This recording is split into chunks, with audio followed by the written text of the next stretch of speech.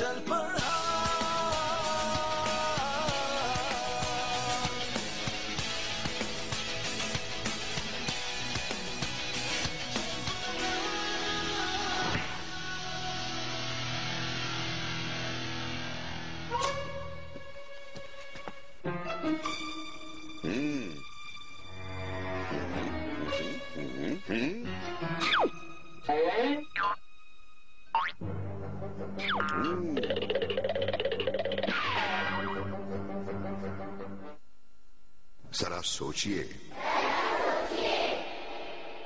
जरा सोचिए, पाकिस्तान की तारीख में तालीम पर सबसे बड़ी कैंपेन है।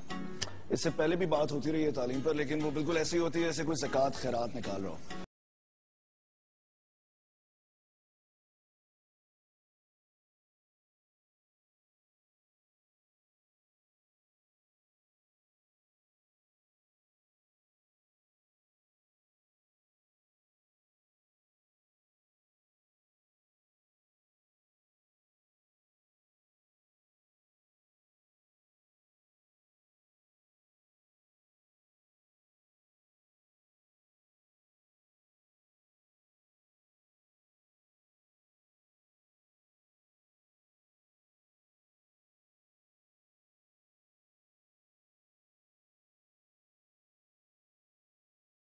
जियो ने फिर मुझसे बात की, उन्होंने कहा कि आप एक प्रोग्राम बनाएं जिसके अंदर आप एक टीम स्टैब्लिश करें और रिसर्च करें और इस इशू को फ्रंट पे लाके खड़ा कर दें।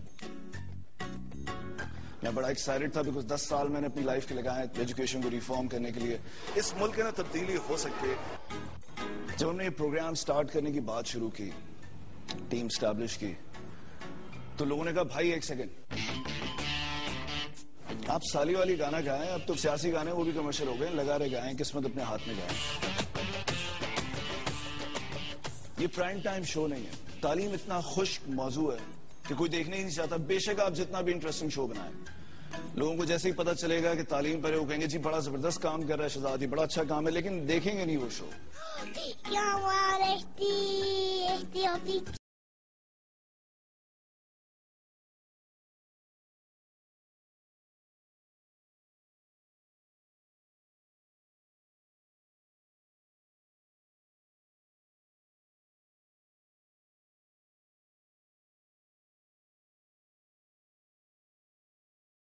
तो हम सड़कों पर गए।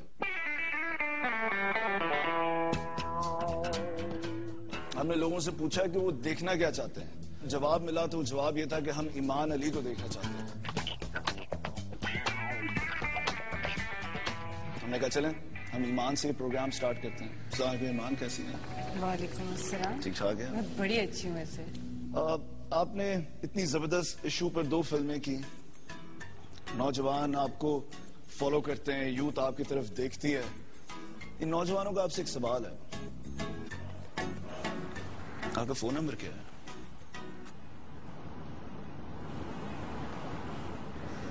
मेरा नंबर? ड्रामे करोगे जैसे तुम्हारे पास नहीं है? फिर हमने पूछा कि मोस्ट वांटेड मेल कौन है इस मुल्क के अंदर, तो सबने कहा हम शाहरुख खान को देखना चाहते हैं। हमने सोचा हम शाहरुख खान को बुलाते हैं। शाहरुख खान साहब, बड़े बदले बदले लग रहे हैं शाहरुख। इतने पैसों में इतना ही शाहरुख खान आता है। वाह, 0 पैसों। जफर साहब, आप हर वक्त टेलीविजन पे नजर आ रहे होते हैं। कहते सब यही है, लेकिन मैं इतना काम करता नहीं। ये सब आप खुद लिखते हैं वैसे? हाँ, लिखता मैं। हाँ, अभी तक जो चल रहा है वो सब मैंने। इसीलिए तो नजर आते हैं। जो खुद ही लिख के, खुद ही करके, खुद ही प्रोड्यूस करके, खुद ही चलाना पड़ता है। Good one. अच्छा, मुझे आप एक बात बताएं, ईमान आरनू, आपको शायद पता है या नहीं, इन्होंने बच्चों के लिए एक रेस्टोरेंट खोला है, तो ये कहाँ से ख्याल है यार? और वो रेस्टोरेंट मेरा एक शौक था शुरू से। मैंने कहा कोई ऐसा रेस्टोरेंट बनाता हूँ जो बच्चों के लिए हो, जिसका मेन मेन्यू बच्चों का हो और उसमें जो एक्टिविटीज है वो भी एजुकेशनल एक्टिविटीज हो। तो ये पहला रेस्टोरेंट है? ये पहला रेस्टोरेंट। ईमान, मुझे बताएं कि फिल्म की आपने बोल और खुदा के लिए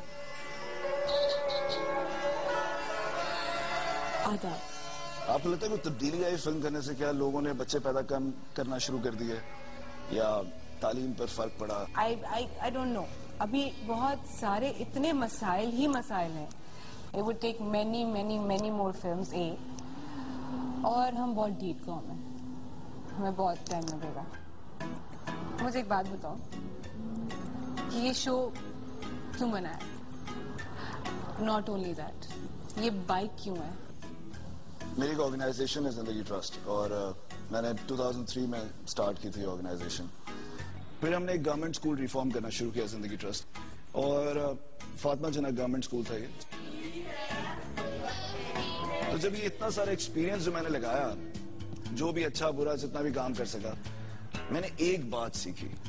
हमने सारे पाकिस्तान में जाकर लोगों से पूछा कि उनकी नजर में पाकिस्तान के सबसे बड़े और अहम मसाइल क्या हैं।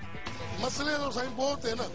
लोड शेडिंग जो सियासत है और दहशतगर्दी पाकिस्तान के, ये दो बड़े हालात हैं। महंगाई ज्यादा है, बदअमनी का है, अमन नहीं है, कहीं खुशी नहीं है, महंगाई ज्यादा है। पॉलिटिक्स का प्रॉब्लम सबसे ज्यादा आई थिंक मेन है। यहाँ के अवाम जो है टैक्स नहीं दे रहे, गरीबी बहुत है। जो मेरा हुक्मरान है वो अमेरिका के गुलाम है। जो हमारी दीन की मेहनत है हमने वो छोड़ दिया है। महंगाई का मसला उठा रहे हैं, सीएनजी का मसला है।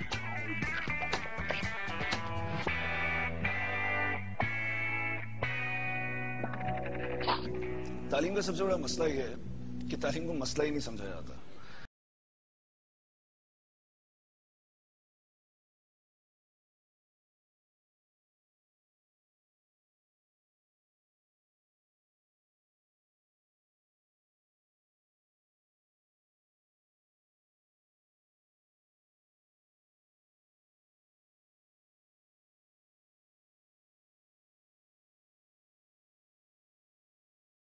सोचिए कैंपेन और ये प्रोग्राम का मकसद ये है कि हम इतना फ्रंट में लाके खड़ा कर दें उसको कि आप डिनाई ना कर सकें, और मयारी तालीम देना उतना ही इंपॉर्टेंट हो जाए जितना आपके लिए खाना पीना, ये सारी चीजें इंपॉर्टेंट है। जी बताइए।